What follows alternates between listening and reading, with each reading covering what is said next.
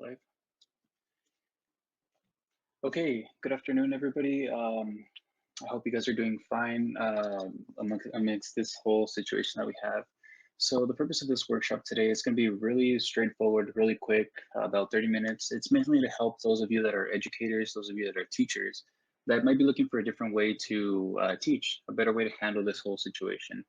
So I want to go over Google Classroom. What Google Classroom is a learning management system and provided by Google. So if you are familiar with how to use Google Docs, Google Sheets, PowerPoints, all those Google products, you could bring all of that and more together into Google Classroom to create your own virtual environment where your students can join and where you could assign different homework, where you could have students turn in their assignments. Practically everything that you can do in person, you can do through Google Classroom. So I'll go ahead and get started. Google Classroom has its own website. It's called classroom.google.com. And let me sign off so you guys can kind of see how this is looking like from step one. All you need is a Google account to handle everything. All you need is one Google account, which is, you probably already had this for your email. So I'll go ahead and sign in with mine.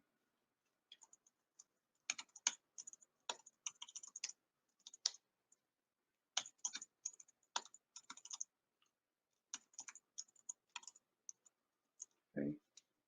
Give me 1 second. I already have it pulled up somewhere else. Here. Okay. So this is kind of what yours is going to look like, except it'll be blank because you don't have any classes. But you as an instructor, what you can do is you can click on this arrow up here and you can create your own class. So here we just press continue and we can start customizing this. So my class might be, history section. You may or may not want to put that. It might be 2. And then this might be, AP art history. Optional room, so I can say that I am in room 123, and I can just create my class. Okay, give it a second to load. Again, all of this is controlled through one account, one Google account. Okay. So once we get here, this is our entire classroom. What you could do from this point on is you can give this code to your students, tell them, hey, go to Google Classroom, and similar to how we created the class, they have a button to join a class. Once they click that, they should be able to just input this code and you can see them right over here in this people's tab here. Okay. So now kind of the overview of how Google Classroom works. This stream page, this is the main page that you're going to be looking at for the majority of your time.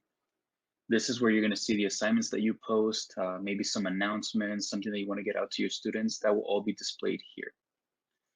On the left-hand side, we have an upcoming, which is a nice little way for a calendar to be displayed. So what's going to show up here is all the assignments, the deadlines, when they're due, what is due, and students can click on them and go to that assignment. So this helps you and them keep track of what's due when. That way you don't have to keep answering questions. What you could do here is you can post. So this is going to be the main way that you're getting information out to your students. So here, I personally have the option to select between, because I'm a teacher, in these 2 sections, but for you, you would have this one class.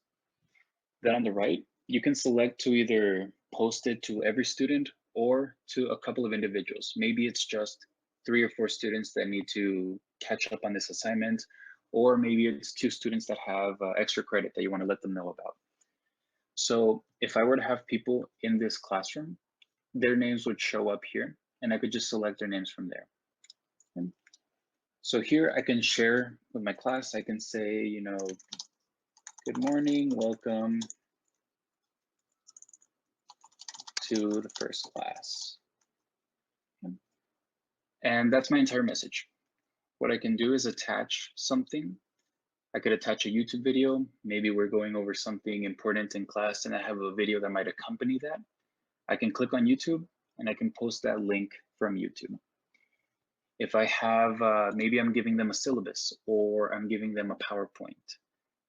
Well, I could upload the file directly from here. I can select, find that PowerPoint wherever it may be. So we can say, for example, this might be a document that I want to share to my students. So I'll select upload. Google Drive will then start processing that. And now I have that loaded here. So I can say things like, please read this before coming to class. Thank you. And you could also attach multiple things. It's not limited to one.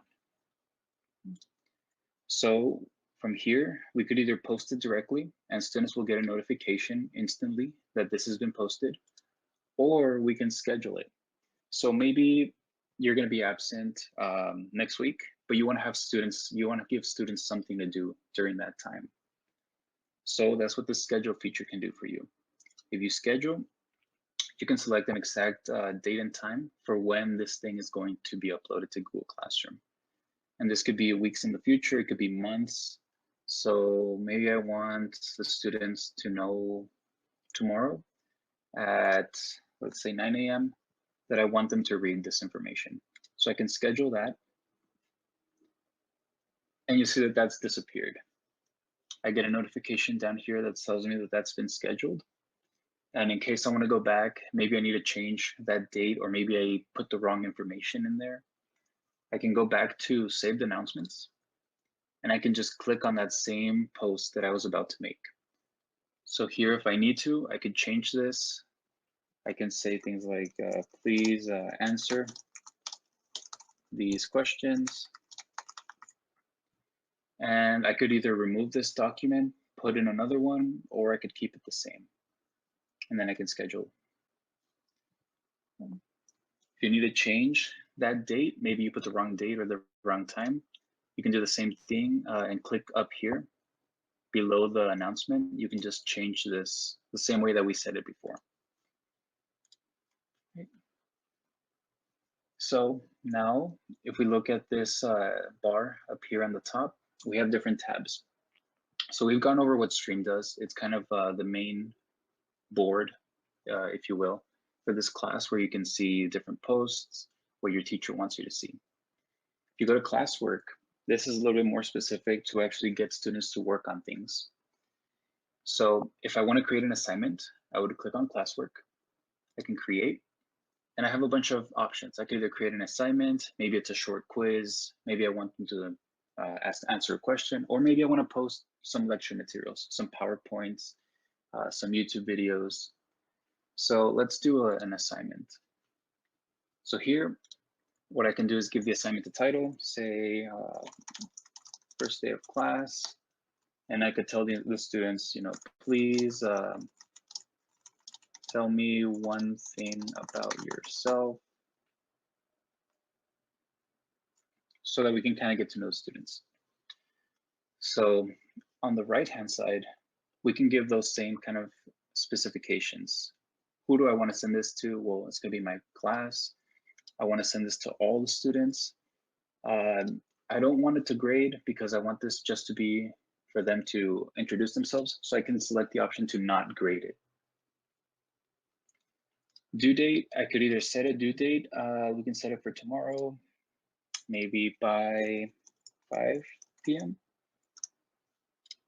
And topic, I could either create a topic, say introductions or first day.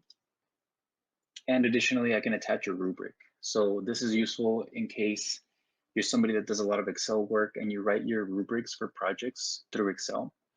Then you can create a rubric. Similar way, you could either specify it like this, where you have the criteria, the description, the points that are possible, and you could do it this way. Or if you're familiar with working with Google Sheets, which is Google's kind of alternative to Excel, you can import from Sheets. And the spreadsheets that you've created, you can select them here so that students can actually know how they're being graded. So that's it for this side. If I want to add, again, I could add a file, a link, a YouTube video, and then I could either schedule, I could save it, or I could actually assign it. But what I want to do first is actually create it. So I want them to actually submit a document that I provide. I don't want them to type it in. I don't want them to write it on another device and then upload that file to me. I want to give that file to them and they just have to submit. So the most appropriate in this scenario would be a Google Docs, which is Google's alternative to Microsoft Word. So if I go ahead and select this document, here's where I could actually post that document that I want students to see. So I can say, one thing about you. Okay. And I can give you access for the students to answer here. So once I create that document, I can close it, go back here, and here's where I can set the permissions. If I want students to just read the instructions that I've given them, then I can just allow that option for students to view the file. If I want students to edit that file, meaning this same document that I was typing in, they can go back and type stuff in there. I can select that. And I can also make a copy for each student. This helps me because I get to see each person's individual document. Whereas if I do something like this, where students can edit the file, then it's every student on one document. And this can get kind of messy. Students can delete other students' information. They can ignore it. But if I make a copy for each student, then each student is going to get this document here. And only that student will be able to actually type stuff into this document. So if I do that, I have the title, have the description. I want a copy for each of them, have a due date. So I can assign this now. Give it a second to load. Okay. So once that's loaded, then as a student and as a teacher, if you go to classwork, you can see that assignment that was posted. So from the point of view of the student, then I can see that, oh, my teacher uploaded an assignment for the first day of class. I can instantly tell when the due date is. And if I go over here back to stream, now we can see that that assignment has the due date and we can see it right off the bat. So it's harder for me to get confused as to what is due when, since Google's providing that information right here. So as a student, I can click on this document and I get this information here. I have the instructions, the document that my teacher has assigned to me. And this part will only show up for you as the instructor. You can see how many people have turned it in, how many people was assigned to. So for my case, since I don't have any students in my class, then this will show up as 0. For you, it may be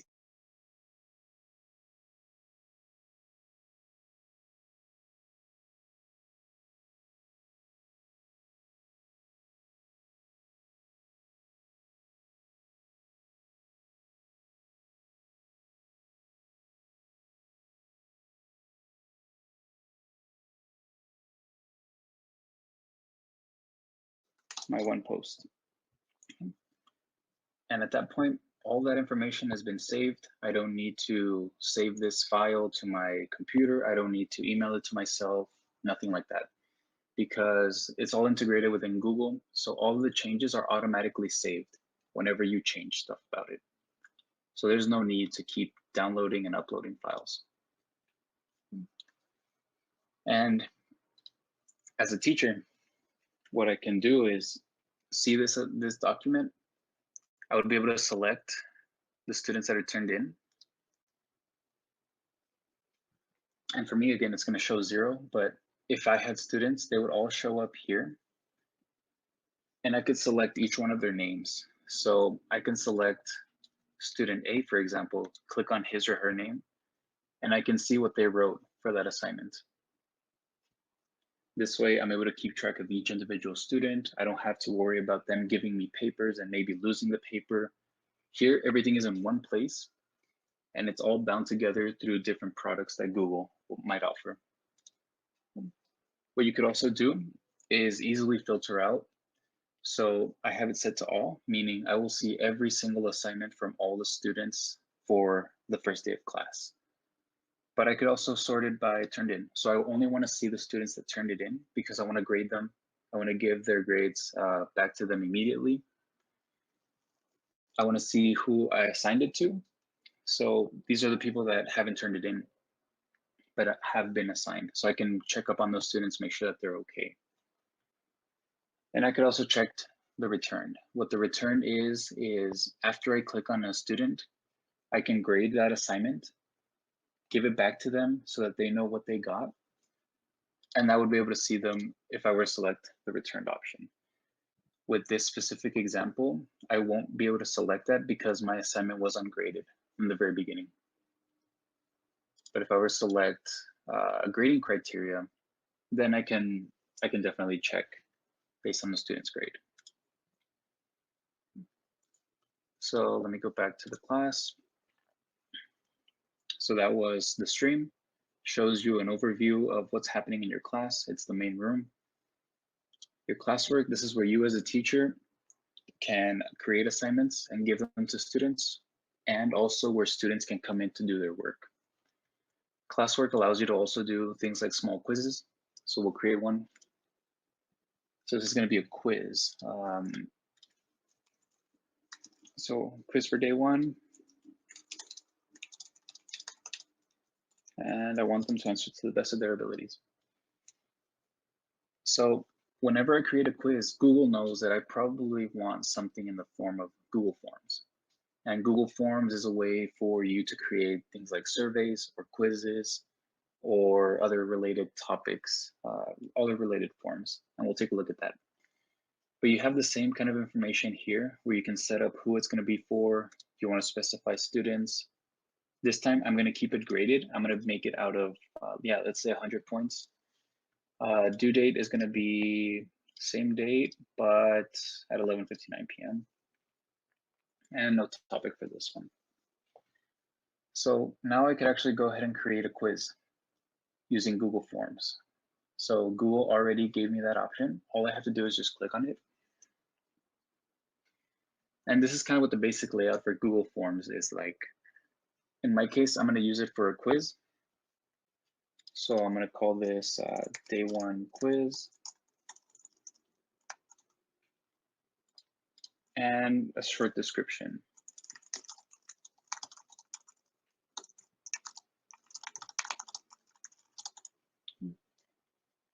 So now I could actually start creating the questions and the answers. The first heading that's going to be here is going to be the actual question. So I can say, let's say, what is the First Amendment?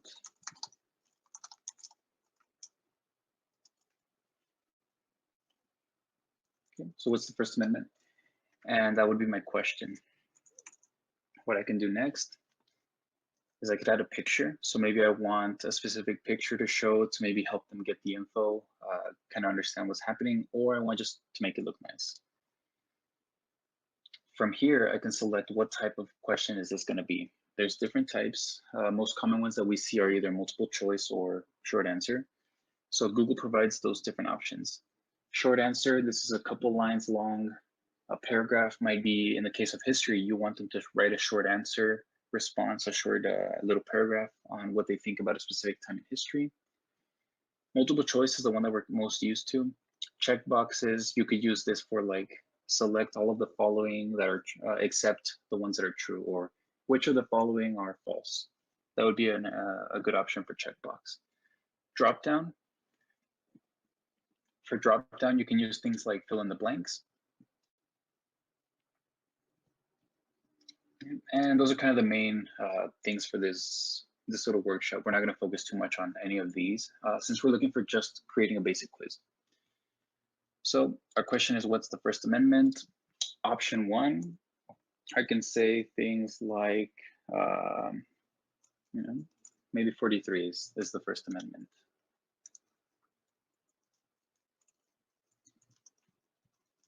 Or I can say,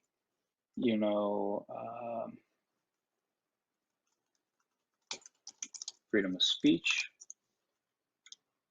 I can select maybe the wrong answer here and another wrong answer. And you can see that I keep adding.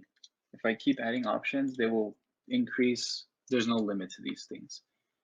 But you could just as easily remove them by clicking on the X. So what you could do now, we won't get into this. You could select what's the actual, let's do make a multiple choice. So we can see kind of what the students are going to be able to see. We can now select the answer key. So my quiz is out of 100 points. And this question right here, that's going to be worth the full 100. And now I get to choose which one is the correct answer. So you as the instructor have the freedom to choose, that's what's going to be the right answer. It'll highlight in green, letting you know this is what you've selected. We can click on done. Now we can see that same quiz, but we can see the check mark letting us know this is what the students are supposed to answer.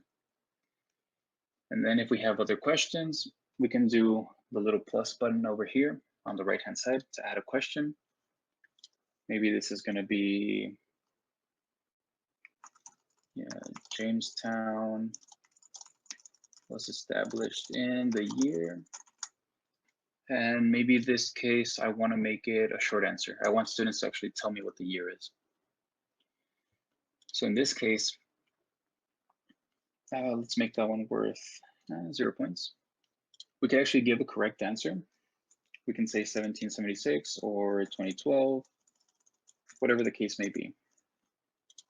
So we can say 1776, but because it's a short answer, students might answer differently. And we can try to get as close as possible to give most students that point. So we can say things like the year was 1760, or we could type it out, 1760, something like that. This is not going to be perfect. Instructors, you guys know that it's hard to grade things when students have to actually write stuff because it might be different, but they might be right. So what you can do in this case is instead of adding a right answer, you can just not set a correct answer and you can grade it from there. So we can click on done. And now we have a quiz with 2 questions. If you're doing this maybe for an exam, you can create it the same way. But what you could do, yeah.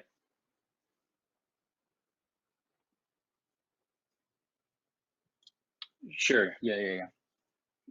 So let me do this one, for example. Here, what I could do is I can select the image, click on it, and I have a couple different options. I could either take a picture myself. I could either upload it for something that I have downloaded on my computer, or I could use the handy Google search image. So let's say Jamestown. Maybe I want students to, maybe we talked about this in lecture and we showed them this specific picture. So they should know that this picture is Jamestown and that should click in their mind, okay, this is the kind of picture, this is what I should be thinking about. So if I do that, that image has been selected here. And now students can kind of see, okay, here's the question, this is the picture. Okay, so I can make the link and then provide my answer. Okay, so now what we could do, we could also add an image here. Same idea. Let's say amendments, insert. Cool. So now we get a different perspective. We're still working with images, but whereas this first one was about adding an image to the question to kind of help students be guided, here we're adding an entire picture because maybe we want to do something else. We might want to say, in your, this is my very important document. Maybe I want to give this to them. I want them to have a reference so that they could see this picture, so that in the later question, I could ask them, based on this document, what is your understanding of the first paragraph? Or please restate the first paragraph in your own words. And I have some simple alignment that I could do, or I could remove the picture. Okay. So the big difference between these two is that this is an actual question, this one on the top, with a picture attached to it. This one is an entire picture just so that students might reference it because maybe they need to go back. And you can do the same thing with a video. Same rule would apply. Maybe you want them to watch a video first and then answer questions based off that video. So you could add a video. On YouTube, you can say what the video might be called. And this will search the normal YouTube like you're used to. I can select that. And I could tell them, please read this video. And now I could add my question. I can say, based on the video above, what do you think is most important about the First Amendment? And I can give them the options the same way that we've been doing it for previous options. Another thing that we could touch on is not all quizzes might be mandatory. Maybe you want to give some questions that students have to answer, and some of them might be bonus questions. You could do that with something called the required field. So if you know that this question is important, it's something that will actually help gauge the student understanding and help you as the instructor know if you are on the right track or if you need to revisit. You could toggle this on by clicking on it. And now so you have the little star next to the question. And what that's gonna do is it's not gonna allow the students to submit until they've answered that question. If they don't answer that question, they're not allowed to submit this for a grade. If, for example, this one is not required, then students could answer this one. They could skip the rest, and they can just submit like that. And this might be to your advantage depending on the circumstance.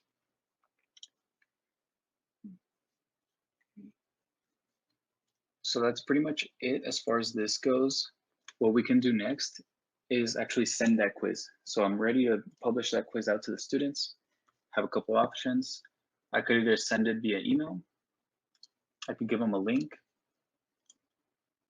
And I want to send that maybe to a specific person. So we can fill out that form here. Once students see it, they'll be able to see it the same way. Let me just assign that here.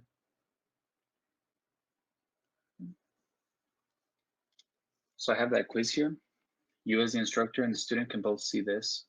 So if I click on this now, then I have my quiz. Notice I don't have the option to change this stuff around. I can't click or delete because I'm viewing it as a student. This is what it's gonna look like for them. So I can see that this red star is telling me that I need to answer this. So I can answer that. I can say here 2020. I'll read this document, watch this video.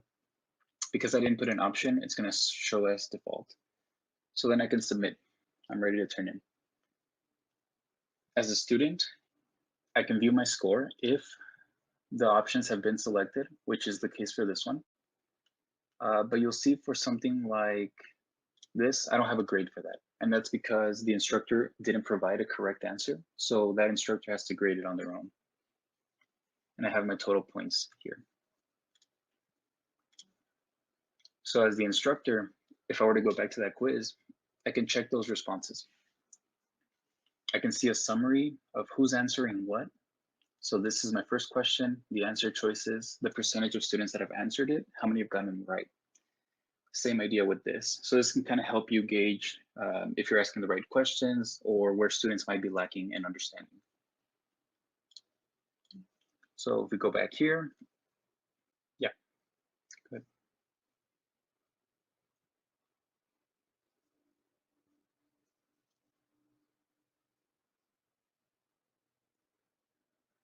Yes, so let's say, for example, I wish I could view it as a student, but essentially the idea is, I'm gonna try to describe it as best as possible. If you're a student, what this is gonna look like for you is it'll say submit and it'll say attach. So when a student can click on attach, then he'll get a similar option to this. So a student is able to click attach to that submission, and they could select a file, or they could select the link or Google Drive or a picture. So if the student did their work by hand, maybe they can scan it or take a picture of it with their phone, email that picture to themselves, and then drag it in here. So maybe, for example, this is my document. This is my math homework that I've turned in. So I can upload that picture here, upload, and attach it to that submission. Unfortunately, I can't show you because I'm the actual teacher for this, but students would have this option. Yeah. So it looks like we're about out of time. So let me just do a quick overview. People, this tab will just show you as the instructors who your students are. A couple of options for adding them. You could either give them a code, or you could add people based on their email addresses. Grades, you could see an overall big spreadsheet with all the students, all their grades, and you can use this as your grade book. Okay. So overall, Google Classroom, it's a really good way. It's a really easy way to bring together everything that you take for granted in person for class, put it online, make it easier for your students to access, make it easy for you to access, make it easy for students to know when they have to turn something in, when they have to upload things by, make it easy for you to create assignments, for you to attach maybe your lectures, your PowerPoints, for you to grade them, and for you to communicate with them in a way that you don't have to be answering 50 emails a day, and you don't have to be staying for after school tutoring because now you can answer questions through here. Okay. So with that being said, I hope that you guys, especially those of you that are teachers, got something out of this. It might be something that's worth looking into. For educators, you guys have a special program under Google where they give you unlimited storage, they give you unlimited, a lot of things really for educational purposes. And that's something that your school might already have in place. And you can just take advantage of that, create a class, get your students on there, and start learning the Google way. Thank you.